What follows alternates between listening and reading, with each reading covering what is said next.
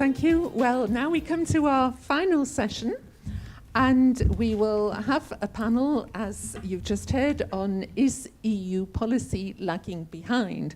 And we did just hear, in fact, that it was lagging behind very much on freight transport. So I don't think we have answered the question yet.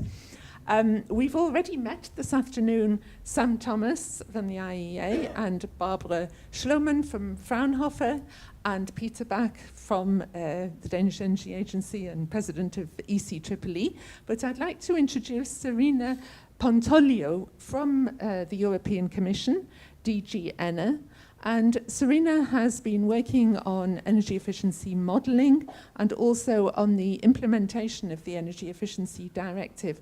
And she's going to start us off on the panel by giving her thoughts on whether the EU is lagging behind. And then I will ask the other panellists for a short response on that, and then we'll open the floor to questions. So thank you very much to the panellists. And Serena, would you like to give us your thoughts? Is the EU lagging behind? So thank you for the introduction and for giving me the floor. So I wanted to start with some thoughts about BRISKEE, but you asked me to go directly to the topic and to the title of this session. So I will reverse a little bit my points. So we've heard a lot today about analysis and assessment of the trends about energy consumption and energy efficiency in Europe and also globally.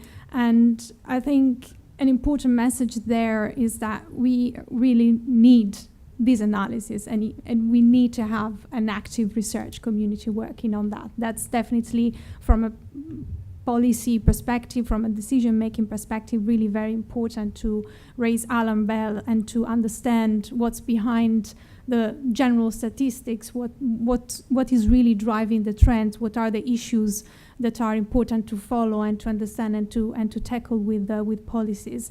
And is what we are trying to do. We have instruments for that. We have research funding that we try to direct in the best ways, but we also try to conduct analysis ourselves. For instance, we published last week our progress report, the annual progress report on energy efficiency, and this is to respond to the main questions, are we lagging behind?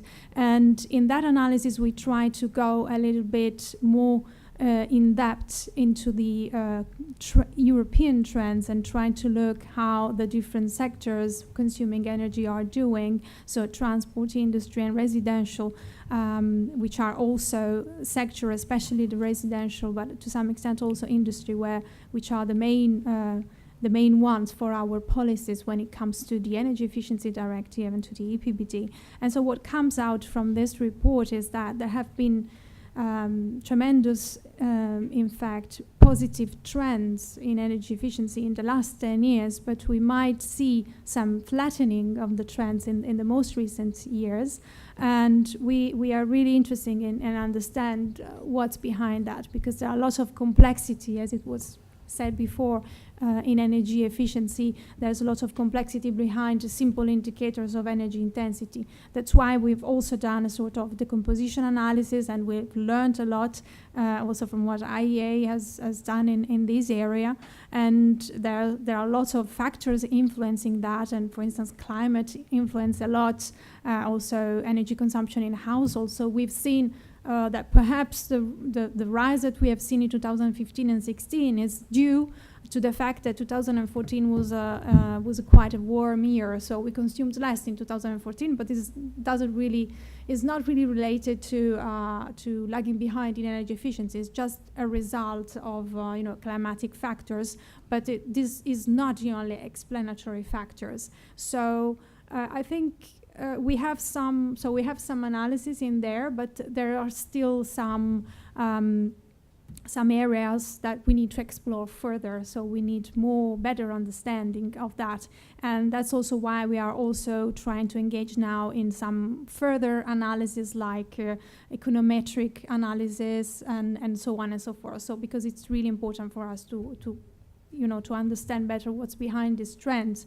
Because as it was mentioned before, we are now in a phase where the Commission has proposed for 2030 to have a 30% target for energy efficiency, which is now debated by co-legislators. We had yesterday an important vote in the Parliament raising that ambition.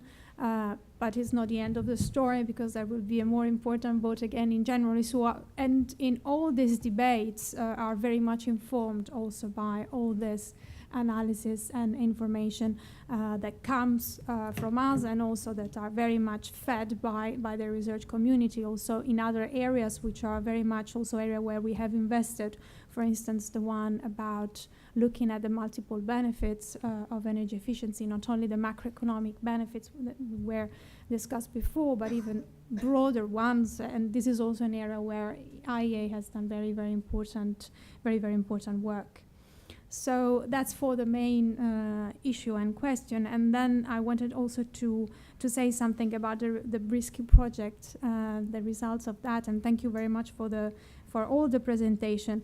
So when we included this topic in the work program some years ago, we desperately wanted to, again, build a research community around the research question about what drives consumers' behavior, what's the empirical evidence about behavioral discount rates, what are the right numbers. Of course, that was the main question, and we've been pushing the consortium over the year. Do you have the data? Please give us insights as soon as you have them, because that is an important issue for two important areas, both for getting the numbers right when we do our assessment, when we use our modeling, but also to take into account all the important driving factors in the policy making.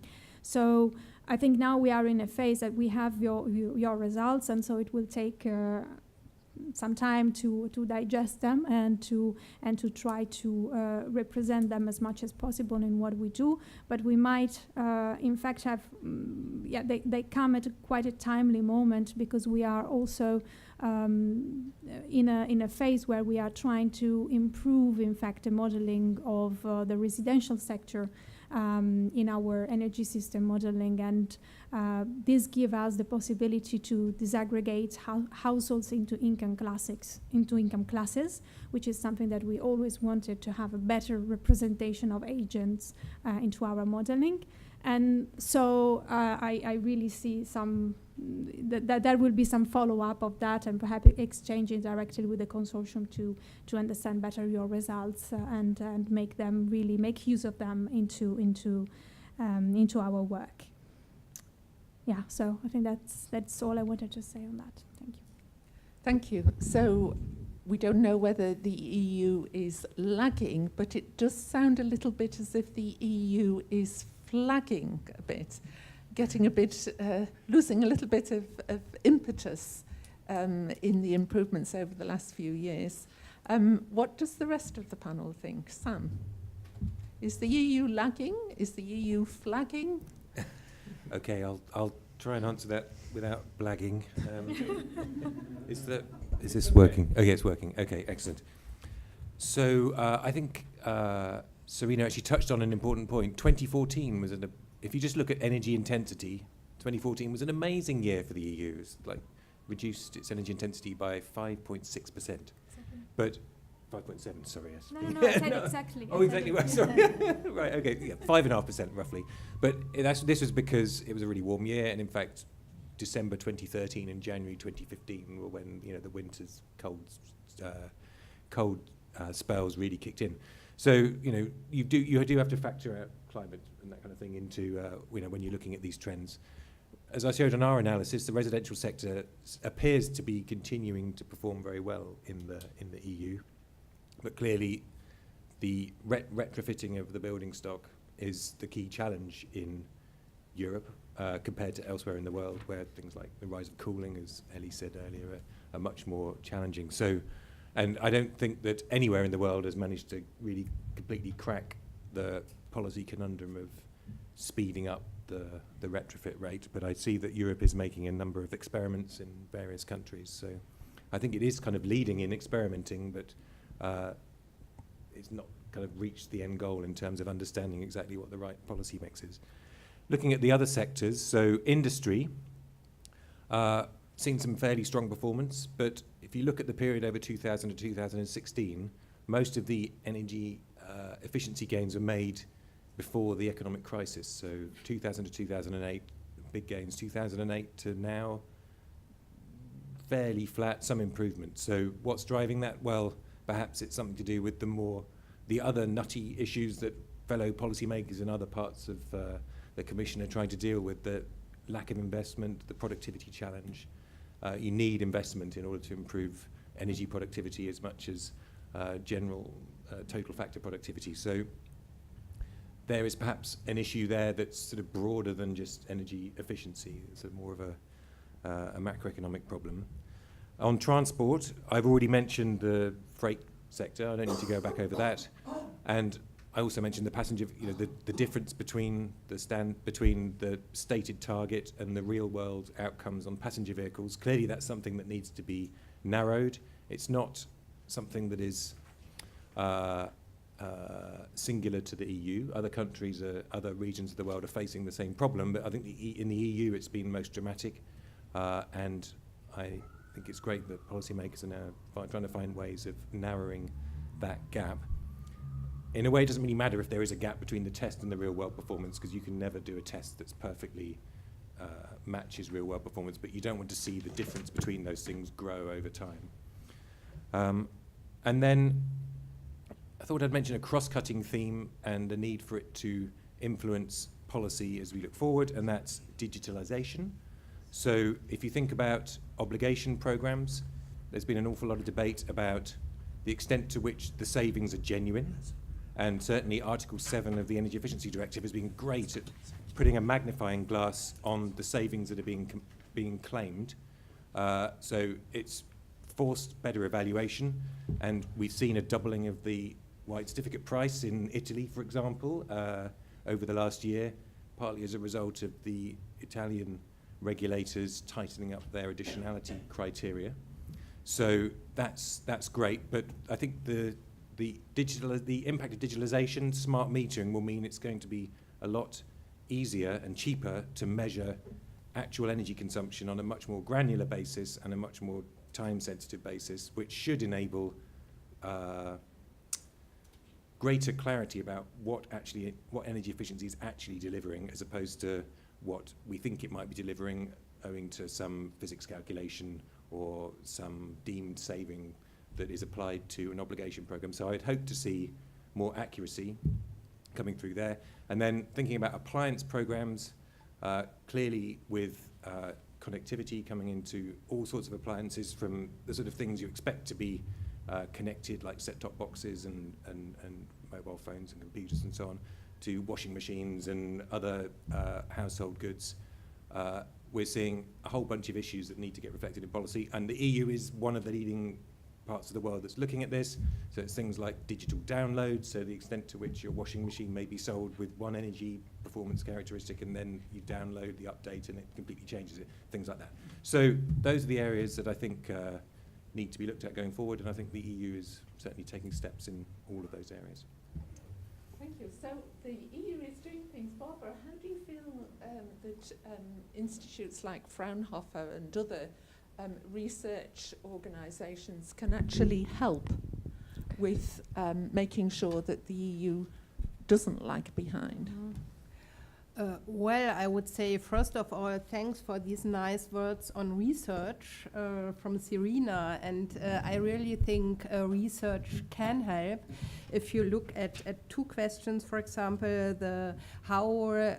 which should be a feasible energy efficiency target, for example, and their research and models, like we used them in BRISKEE, were used to justify a 40% energy efficiency target. And we were all very glad, I think, yesterday that there was a very small majority for such an ambitious target. And this can be justified by research, because we could show some years ago that there are enough economic saving potentials for such a target, economic, not in an individual sense, but in a social sense.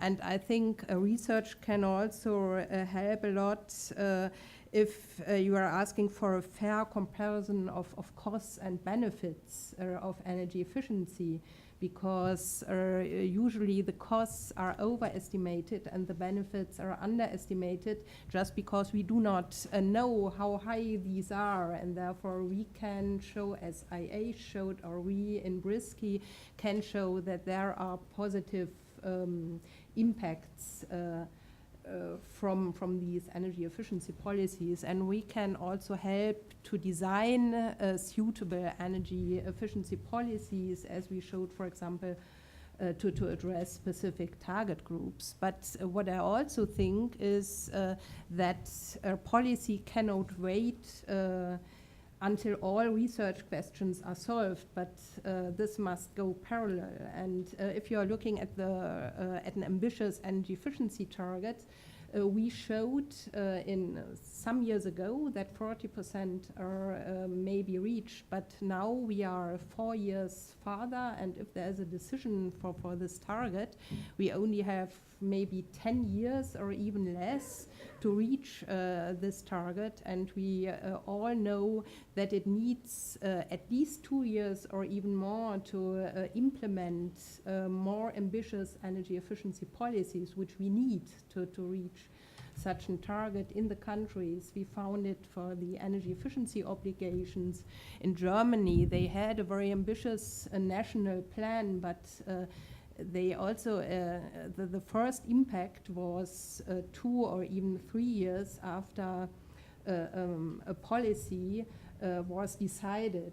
And therefore, I think research can help a lot, but acting is very difficult, and not to wait too long. Thank you. That's a very useful conclusion, and takes me to Peter. With your hat on as working for a national energy agency, is the EU lagging behind because member states are not doing enough and not doing it fast enough?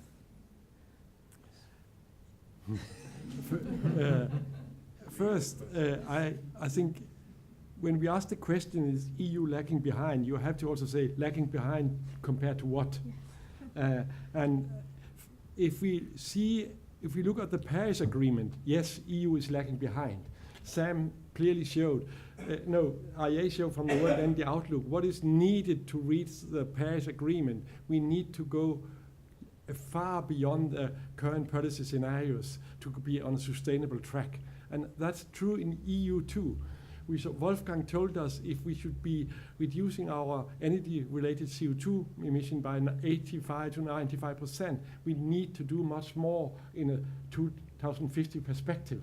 And what we are doing now and the target we are discussing on 2030 are not really in line with our long-term objectives. Beside that, I think we are lagging behind in that perspective. My second point is that I think if you look at EU, the policy EU has set up on energy efficiency for the last 10, 15 years has delivered. If you look on eco-design, it has, on labeling of appliances, it has delivered a lot of savings. The building directive has delivered. And I think also the energy efficiency directive for the first years after it come to force by setting up NEEPs and energy efficiency obligation has delivered. But I see some signs that implementation has gone a bit down the last year too, in line with come up for the IA studies. Policy need to be strengthened because it's policy who deliver, who could be secure that we are on track. So it is important that the proposal which is now on the table for strengthening the building directive or the energy efficiency directive, but also a new regulation for vehicles and trucks are strong and without too many loopholes to secure, so that they really deliver. Because we need new and stronger policies to be secure we are on track. And I see that a lot of member states are looking for loopholes in EU regulations. And sometimes try to find ways to fulfill the obligation without doing so much as they should do. So yes, I think we need to do more. So we are not on track, but it is policies. And just a final remark on policies. Yeah, I was also just saying that one of the areas where we also have slowed down in Europe are eco-design. We have had almost two years where nothing happened. Then last year in the winter package, there came a new work program on eco-design. Now, hopefully, will set off speed again. But we have to see if that really will happen with the way the Commission work now with difficult to schedule meetings and so on, so that we'll really see a strong implementation of new standards and tightening the existing standards. So it is important that this works quite well. Finally, it's very often, no, I'm just saying in another way, what has delivered in the EU now has been the policies on efficiency and renewable. It has not been the ETS policies who has delivered. Some people think that the ETS policy is the overall major policy for EU, but until now it has not delivered anything because the price has been too low. What has delivered is the sectoral policies on renewable and efficiency, and we have to remember that. That's a good point on which to finish on our first round from the panel. Now it's over to you. So these are questions. Please ask questions. Make sure that in what you say, there is a question there. And if you could begin by introducing yourself, and do keep it very short because we haven't got all that much time. And if your question is to anybody in particular, mention that. Okay. Yes. Thank you. I have a question for Sam and Peter, which is similar. You mentioned about the transport costing, fuel costing. Transport makes emissions, and emissions are mostly done by lorries. Lorries are today the most transportable means. And you have to go on motorways, you're stuck by lorries, fuming lorries, etc. A few years ago, the French government decided to impose an eco-tax by putting some bridges on motorways where they can photograph lorries and the lorry pay a tax. Now, 10 taxi lorry drivers of Britain attacked the government, and the government dismantled everything, by the way, costing 150 million euro to the company who built the bridges. Second point, it's very important. This transport of lorries is solved in many countries, like Switzerland, by putting freights on railway, what we call the ferroutage. And by the way, Switzerland today has become the country #1 in tunnels because they built the new Gotha tunnel, 74 kilometers, which is used 90% by freight trains. In France, lorry don't go on railway because the lorry company is owned by the French railway company. So there's no interest and there's no infrastructure. Actually, there's been complaints many times. Yes, we build because you need an infrastructure to put it. So it's very important to create a better legislation.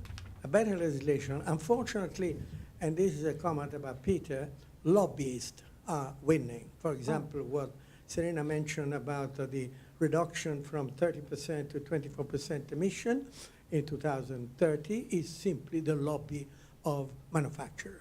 And I think we need to be stronger than the lobbies. The lobbies are necessary because they can explain to legislation how the industry, how the politics work.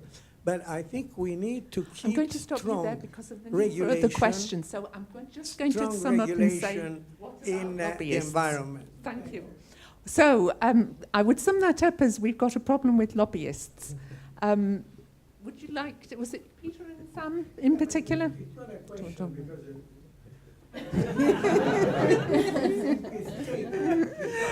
I just...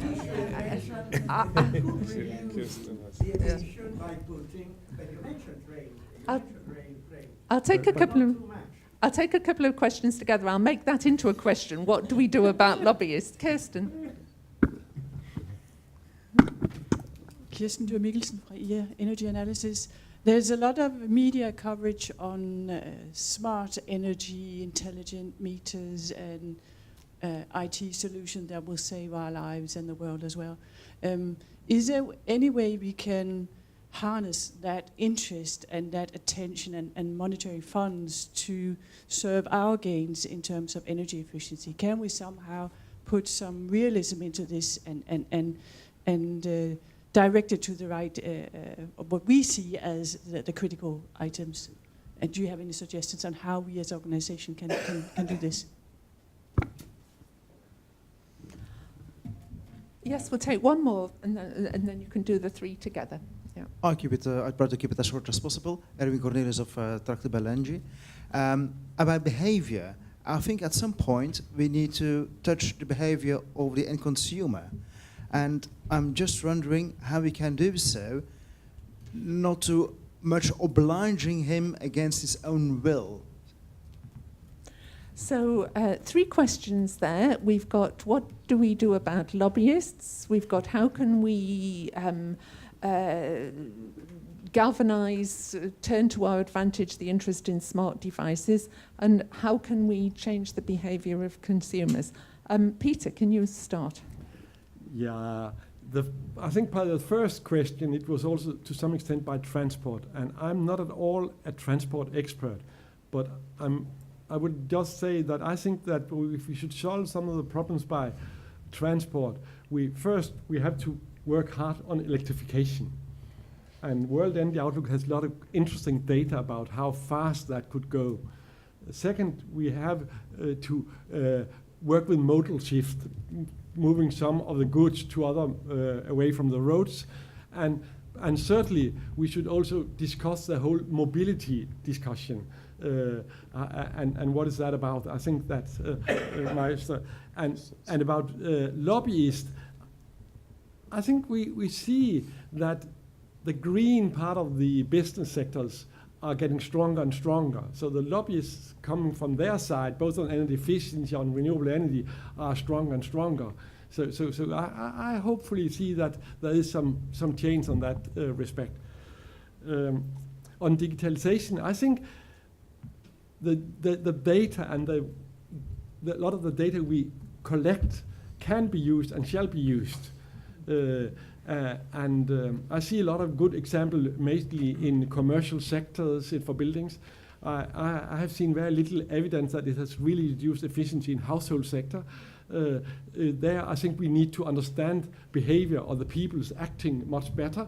It's not only technology, it's also see how people use the technology and use the buildings, which we have to understand much better.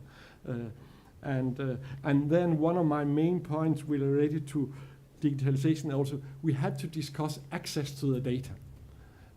We see in some areas that some private companies try to collect a lot of data, but they will not give other access.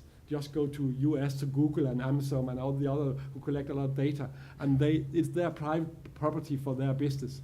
So access to data is an important element when we discuss digitalization. Thank you.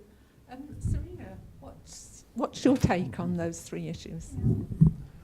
And could I just say, if you could keep your answers fairly short, just so we've got time for more questions. So on lobbyists, also from my side, I'm not a transport guy, but in our policies, I think we've heard a lot of concerns about transport lagging behind and in which way this could, to some extent, brought into the framework of the Energy Efficiency Directive.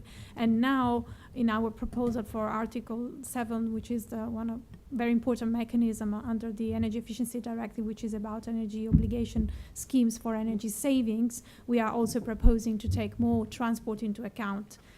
So that's what we are doing from our side, but there are also important proposals that were done by the Commission on transport, but I'm not very knowledgeable on this, so I cannot really comment.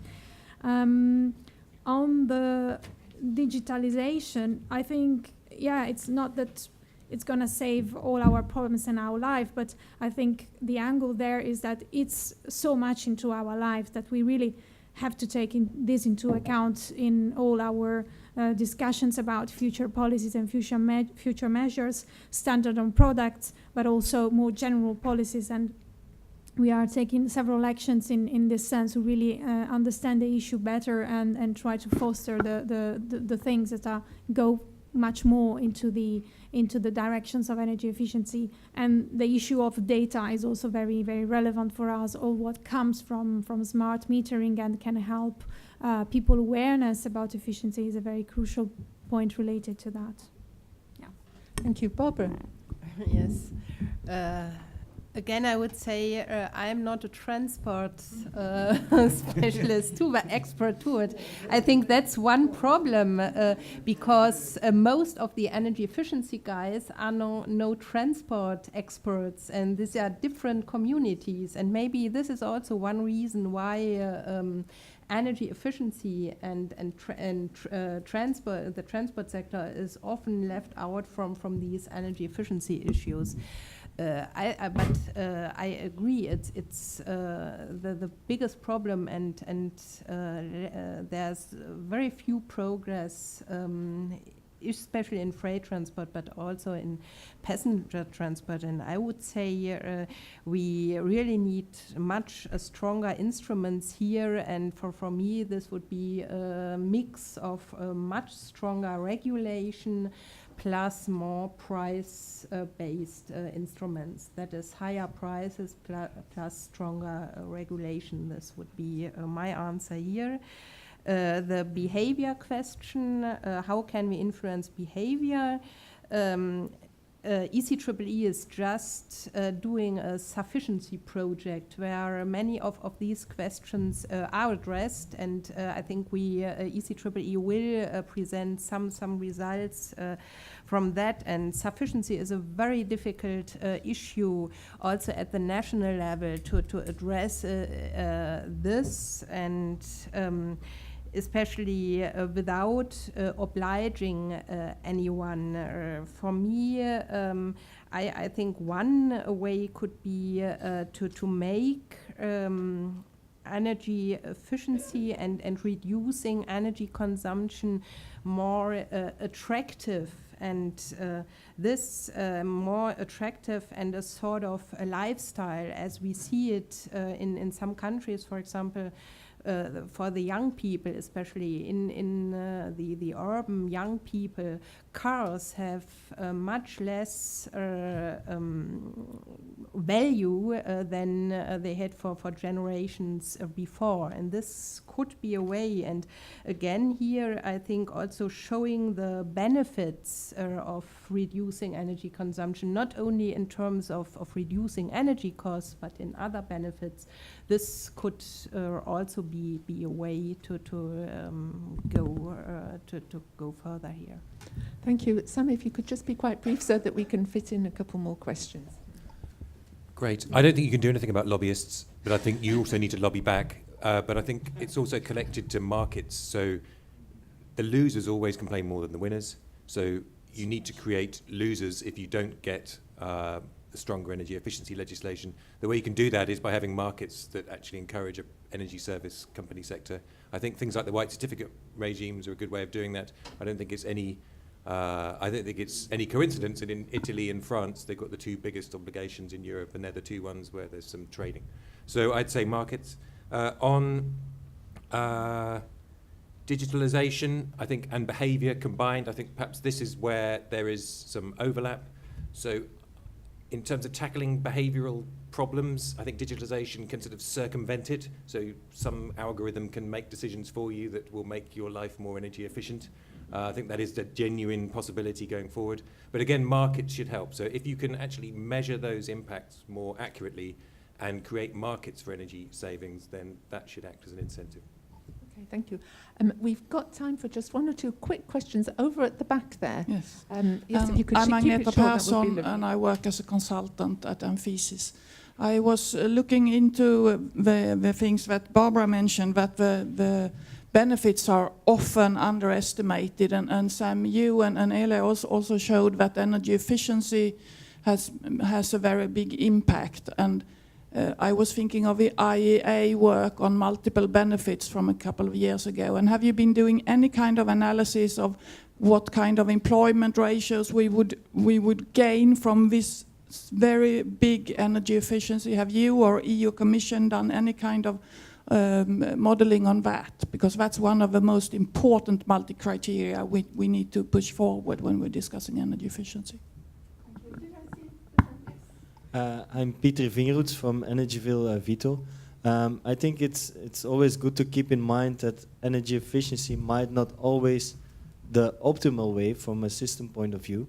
For instance, heating your house with a heat pump connected to your PV panels during the day when you are not home is from an energy efficiency point of view not the best thing to do, but might be the best thing for the system as a whole. So my question is pretty general. How do we keep in the long term, how do we make sure that regulation on energy efficiency is not at the expense of the overall optimal regulation for the energy system? Thank you. So 2 interesting questions to finish off with. And if you could keep your answers really quite short. Serena, could you start us on that? Yeah. So very briefly, we have done quite some work on the multiple benefits, and for the assessment of the macroeconomic impacts, if you look at the impact assessment that accompanied the Commission proposal for the 30% for 2030, there basically we have calculated, estimated the employment impacts of different level of ambition of efficiency from 27 up to 40, and there we have assessed the impact on employment and on unemployment. And for employment, you also see who are the sectors that are winning and which are the ones that are losing. Basically, there's only one loser, which is extractions, and then you have big gains in constructions and services and other professions. But in the impact assessment, you will find a lot of data, and we also have another report on the multiple benefits of energy efficiency, which investigate this even in a wider sense.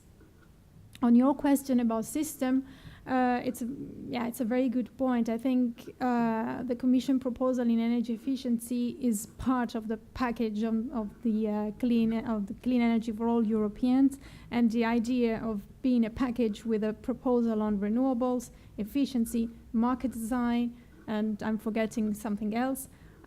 It's really to look at the energy system overall, and I think they're a crucial part of the package is, of course, that about the electricity market design.